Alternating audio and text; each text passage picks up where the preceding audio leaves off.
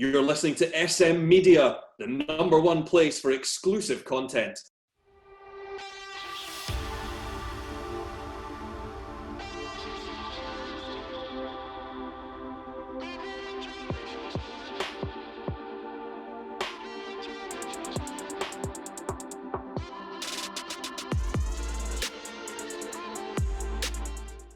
Hi everyone, and welcome to the debut edition of the Pro Wrestling Show right here on SM Media. I'm Scott McPike, delighted to be your host as always.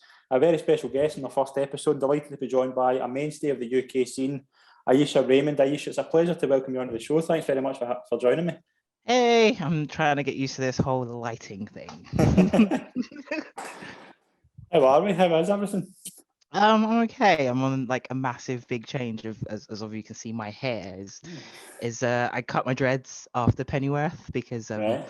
I like the look, but I wanted to grow my black hair back because I've been dyeing my hair purple and different colors since I was God knows how old. So this lockdown was a chance for me to start anew. So if anybody wants to see it, there it is.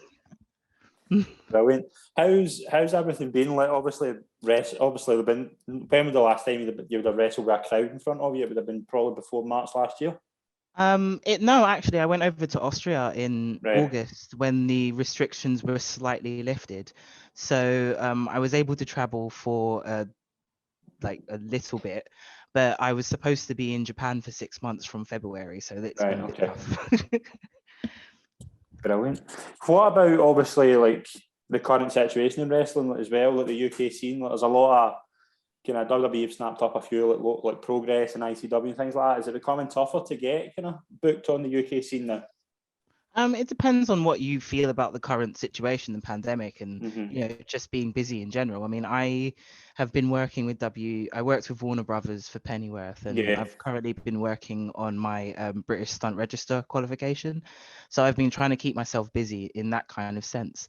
In terms of bookings for wrestling, the current climate is just the current climate. So whatever happens, happens. Yeah, definitely. When did you first get the idea that you wanted to be a wrestler? It's really weird. I have two brothers, and my grandfather recently passed away, and they would watch wrestling and boxing religiously. And obviously, if you're in that environment, that's what you'd be watching too. And I remember I saw Chris Jericho debut, and I saw China also walk out and rag Terry around like a rag doll. And I was just literally like, I'm going to do that. That's what I want to do. But that was it. So was she a big hero of yours, China? Yeah, I mean, she was the first. I mean, I loved Bertha Faye. I really did. Right. I mean, I watched Japanese wrestling since I was little. So, obviously, I had known of Bertha Faye as being a bigger girl in wrestling. But in terms of WE, when China walked out, you had somebody who kind of embodied the male aesthetic of what they thought a superstar looked like, and then obviously was extremely strong and bigger than all the rest of the girls. Bertha Faye was bigger width-wise, but in terms of her height and her stature, she was just as literally everybody else. Yeah, definitely. When did you first kind of start training, and what was the kind of wrestling school days like? It was really weird. I went to college, I didn't like it, and I left. I have finished, I have my degrees, I did everything the right way. But I started training in 2007. And when I started training, a year later, Justin Richards took over the academy that I was at. So we had the knowledge of the FWA legend with us. I just remember my first kind of sprint at training and having like a physical athletic warm-up. I literally looked Justin straight in the eye and passed out and did a perfect side bump without even being taught it yet. But it wasn't any malice whatsoever. It was just him trying to push us to what he believed that we could do, and he did. Was he a big mentor? Who else was like a big mentor for you as well when you were coming through? Of course, Robbie Brookside. I mean, everybody knows that. Chet Cullen, especially when I moved up to Scotland. I didn't know how amazing he was until I actually started training with him. I mean, you'd watch him on World of Sport, and it was just like, wow. I'd gone to obviously seminars in the South with Johnny Saint and Marty Jones, and just watching these people and being around these people was amazing. Drew McDonald was another one. I remember when I was in Japan, he'd message me just to make sure I was okay, so that was cool. Brilliant. Do you remember your first match? My first match, yes, and I'm the only person that has that video footage, and it will never be shown until you pay me. What was it like? Was it? I came into the business when Kong obviously started breaking out in the US. Right. So when I debuted, the kind of aesthetic that I look like and the frame and everything was amazing Kong. Everything was awesome Kong slash. But I got to do one move.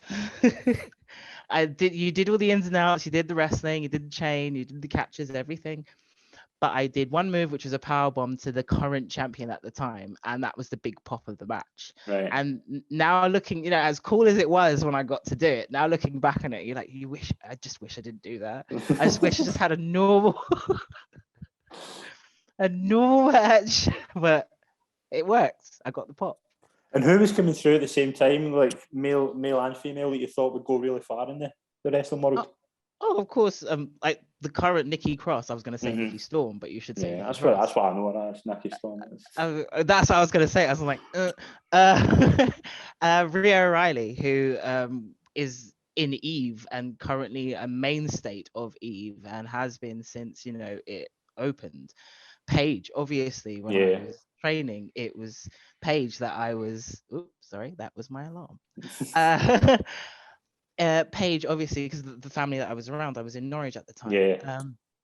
From the South, we had Kip Sabian. I mean, who is currently a superstar in AEW. Yeah, he's doing really well, isn't he? I mean, there's a crop of talent that's left me a god. No, I'm joking.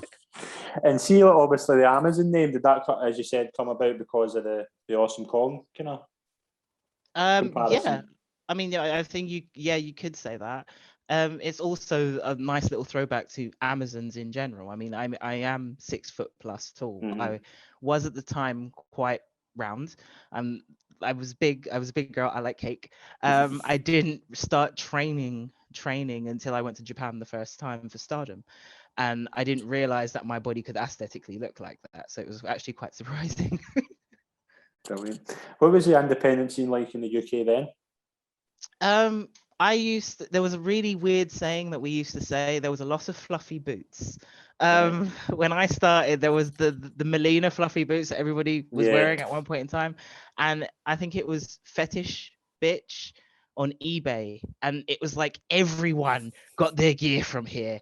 Everyone had the same black with like a red outline or a neon green outline. Everyone just was kind of really cookie cutter and looked the same.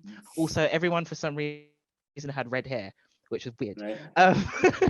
Every female wrestler had red hair when I first started.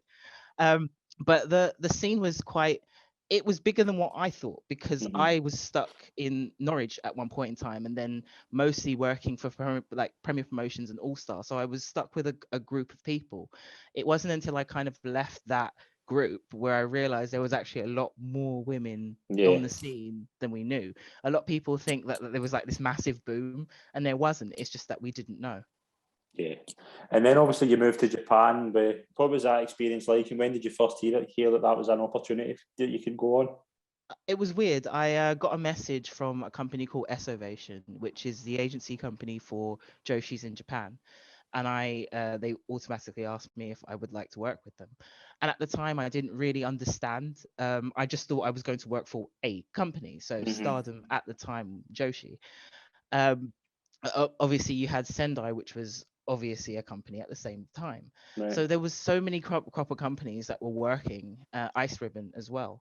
But I just generally thought I was going over to work for one company. I didn't realize that S-Ovation was actually an agency. So when I got there, I got off the plane, and Hachi, the agent, looked at me and he was like, "Today you're going to go to training." And I was like, "But just a 21-hour flight."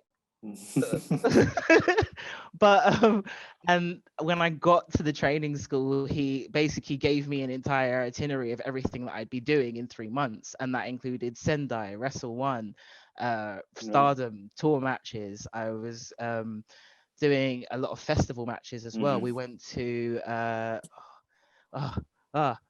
we went to Hiroshima, and that scared the shit out of me, because obviously I'm English. So the things that you hear of Hiroshima, you only hear stories, and obviously the story is quite sad. And just to walk around is just really sobering. But I didn't realize that I was literally being shelled out to so many places, and it kind of made me feel kind of good, because my partner at the time, Alpha Female, was only signed to Stardom, so she couldn't do what I was doing. So it was it was nice. It was an amazing experience the first time I went, and every other time after that. And see, when you obviously when the time you spent in Japan, like, who's been some of the best workers you've shared the ring with? Arisa Nakajima and Yoshiko, for sure. Yoshiko, I know everyone hears all the stories. You can Google search it if you want to. But literally one of the most overrated Joshi workers in Japan right now. She has the strength and the size of a powerhouse and can move like a high flyer, and it's really scary. And obviously Arisa Nakajima, I literally fangirled over Arisa when the Joshis first travel over to Shima. And when I got to Seedling and actually got to work with her, we had a 20-minute time limit draw for the World War Wrestling Women's Championship. And I can tell you, I learned more in that 20 minutes than I did 5 years prior in my wrestling career. It was amazing. What's the culture like over there as well? Like, obviously, you see it in, like, when you watch like Wrestle Kingdom and things like that. They're a passionate fan base. Do you feel that when you're in the kind of developments there?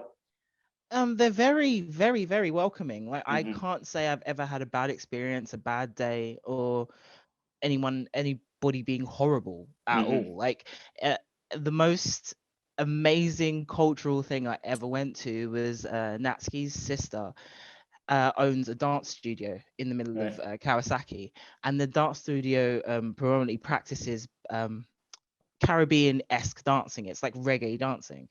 And I had never seen Japanese women move this way in my life. I had to take out my phone and show my mom. I was like, this is amazing. They, in terms of the way they are to other cultures, people may read things and hear different things, but it's not true. Like, they are extremely welcoming. I had never felt so welcome. And I say the saying to people all the time, I have had more in common with people who hardly understand what I'm saying and can barely grasp my language than the people that I have trained with for like 10 years. It's weird. Brilliant. Obviously, when you come back to UK, you go to IPW and win the IPW UK title. Would you say that was the best moment in your career up to that point? That was one of the best moments of my career, because I got to wrestle one of my best friends. Pollyanna, at the time, was literally one of the rising stars in progress when it came to women. She gave you a character that nobody else was giving you at the time. Everybody else was kick, punch, I'm going to run a few sequences and slam you on your head and do a couple of hundred suplexes. She was coming out and making a stage, an entertainment show, which is actually what we're trained to do. When she actually gave me permission to do what I don't do anymore, which is one of her favorite moves, which is the angel wings, was just amazing for me to do in the match. She obviously got to do her double stomp stiff as, but it was two people of a generation coming together at that time that were able to, capture a crowd, and we did. The pictures that are there, the footage is there, and it's still one of my favorite matches. Brilliant. See, in the UK as well, at that point, who was coming through then at the time you thought would go on and do really well? Who were some of the best people you shared the ring with at that point in the UK? At the time, I was literally, at the time it was weird, because I started kind of branching out onto the indie scene when more indie promotions started popping up. So obviously you had your progresses, you had your south sides, you had the outskirts of IPW, because it broke off into different things. Rev Pro then became a thing.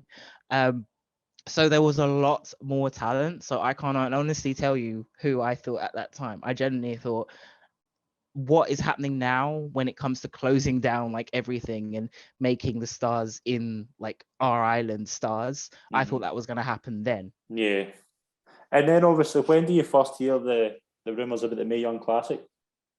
It was weird. I had to go over to Jamaica, and we drove past a Wi-Fi station, and I logged onto the Wi-Fi, and I got a message, an email that had actually been sent about 3 days before, and I looked and I was like, shit. But it was probably about prior 10 or 9 months before the actual thing. Right. Yeah, and I would have missed it if I didn't drive past a Wi-Fi station. And who messaged? Do you remember who messaged you? Like, was it talent Uh, relations at that point? I can't remember who messaged me, like who the original message was from, but I remember getting a contact from Rob to message Regal and himself. Right. Okay. And then, like when you get there, obviously it's you, Kaylee Ray, and Viper are representing the UK in that. So did you just kind of start close together going over there at that point? It was. Haven't been like I'm not the most socialist fly in the world, okay. and most people know. So in terms of the girls that were there at the time, and then myself, most of the girls had been quite close, because they'd been traveling the indie circuit, and a lot of the girls on the roster were also from Shimmer, so everybody was quite close. Mm-hmm. In terms of Kaylee Ray and Viper, I had been acquaintances with them from things like Eve and working around the UK circuit. So it was just nice to have people there at the time that were, people there. Yeah. And then, like, when you went there, did you think you were working for a WWE contract? Like, did you get told that at any point that was the plan? As far as I'm aware now, that I Right. can honestly tell you, it was just there was inklings of a female tournament for a very long time, Right. but what it was is what it was. Mm-hmm. What was the experience like before your first match over there? What was the experience like, this kind of start of it? Like when a child walks into a candy store. I had been watching this product, this like $1 billion monster since I was 5, and to walk through the doors that my heroes had walked through, to roll on a canvas that my heroes and had been rolling on, to sit and see them have meetings and have the Triple H walk by you and not cry and mark out, was just like literally a moment come true. It was nice how it all unfolded. Did you have any other big moments like that, like meeting people and like getting any good advice? Everybody gave you advice. Like and the whole day was just full of prep, and there wasn't a single person who walked into a room who wasn't friendly or kind of gave you a little bit of an inkling of advice. I remember sitting in the gym area, and some of the NXT workers had walked by, and obviously we had seen Nikki as well. Yeah. And they had all made the impression of making sure that they said hello. And obviously how polite that is in a real world, in wrestling, that's what you have to do. And it was almost like a lesson teaching you, but not telling you. And it was cool. And then obviously, you get drawn against Toni Storm. Did you have any kind of meetings with her before? Like, did you ever wrestle her before that? No, it was weird. My first ever kind of international trip when it came to wrestling was Australia. I'd wrestled for TPWA and PWWA and MLW. And when I left England, she left Australia. So every time we basically left countries, we were doing this. And even when I went to Japan, she came back to England. And it was just like, we never really met each other until the Stardom Europe tour. Right. We weren't wrestling each other, but it was literally like, I've heard so much about you. I've heard so much about you. Hi. And then we didn't actually talk again until the classic. And are you proud of that match? I am proud of that match because my grandfather got to see it in Jamaica. It was amazing. Yeah, he recently passed away a year and a half ago, and one of the things that I wanted to do with wrestling was to make sure that he saw all the sacrifices that I made, not seeing him when he was ill and everything, a thing. And he got to sit there, in his paradise of Jamaica, watching on his cable massive widescreen TV, his granddaughter doing what she was going to do 10 years ago. And it was nice. It was like a chapter close almost. Brilliant. Did you see like then, like you're like, who kind of was in that tournament like you really thought was good, like you thought would go on and do really well? I never seen Mia Yim live before. Right, okay. And I had been a massive fan because of her fitness background, obviously, and because of her interracial culture, because she's so different. So when I saw her, I was yeah. Brilliant. Would you say that was kind of the experience of your career you're most proud of? One of them. One of the massive, to this day, one of the biggest experiences of my career that I am proud of to this day will always be Japan, because it was something that I never thought was ever going to happen, and B, I've been completely consistent since 2014. So Brilliant. See, when you come back to UK, obviously, World of Sport starts. Were you proud of your kind of part in that? Like, obviously, it must have been a thing when you were growing up. It was a thing when I was growing up, but in terms of the actual reboot of World of Sport, it was a complete surprise. I had no idea they were going to ask me. I had done some work with ITV when we were in Norwich and Channel 4 and things like that. So I think my name was being bounced around probably because I had nothing to do with it whatsoever from the first season. So when they asked me to do it, I was happy. I really was.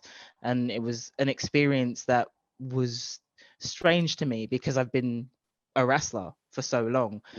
Everything was filmed like TV, and TV in the sense of I don't want to say Jerry Springer, but it was almost reality TV-esque because I had moments where I'd flash back to things like fighting with my fighting for the Channel 4 documentary, not the movie, to the way that people would act to that, filming that. It was almost the same. Brilliant. And then obviously, Fierce Females, when did you first get the idea for that? I didn't get the idea for coming into it. Speaking Out happened. Right, okay. Speaking Out happened. Scotland was about to lose its only female promotion, and I went, no, it's not going to happen. And what's the plans with it? Where do you see it going in the next couple of years? Once we're out of a pandemic. I'm gonna try. I'm literally stocking up. My entire stock room is full of so much equipment. It's unbelievable. It's weird. I have never been on this side of the draw before when it comes to actually working in wrestling. I've always been a wrestler, so to be in the office side is like. But the weirdest thing is when I went over to Japan the last 2 trips, I was stuck in the office with Natsuki and Nane. So it was like they were strangely preparing me. But in terms of Fierce Females, I still believe, and will always believe that it's the mainstay that can't go. Scotland, when I came here, one of the reasons that I did was because you have so much to offer, but because of a distance and location travel, so many people get palmed off. And it's like, I believe to this day, and it's a horrible statement to make, and regardless of what anybody else to make it, everybody in Scotland, Glasgow, everywhere, especially the city centre of Glasgow, because that's where we do our shows, or going to, you need to understand that there are more than 4 women in Scotland that wrestle. And it's true. And even opening the dojo myself, I got 12 girls that I had no idea even were interested in wrestling, let alone were wrestlers.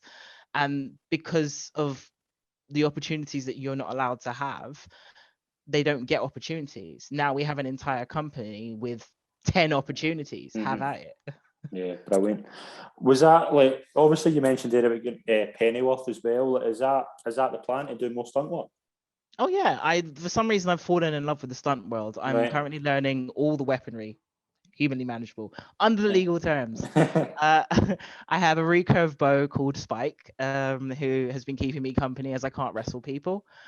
But in terms of the stunt work, I'm sort of getting back into the things that I used to do in school, because you have to do things like gymnastics and horse riding. It's like, no. But I'm weirdly finding out that I'm more athletic than I ever thought I was. Brilliant. Are you all right close with some quick fire questions? Oh, of course. Brilliant. Who would you say would be your ultimate dream opponent? My ultimate dream opponent now, Shida. I really want to wrestle Shida. Right, okay. Brilliant. Your favourite match of your whole career? My favourite match of my entire career?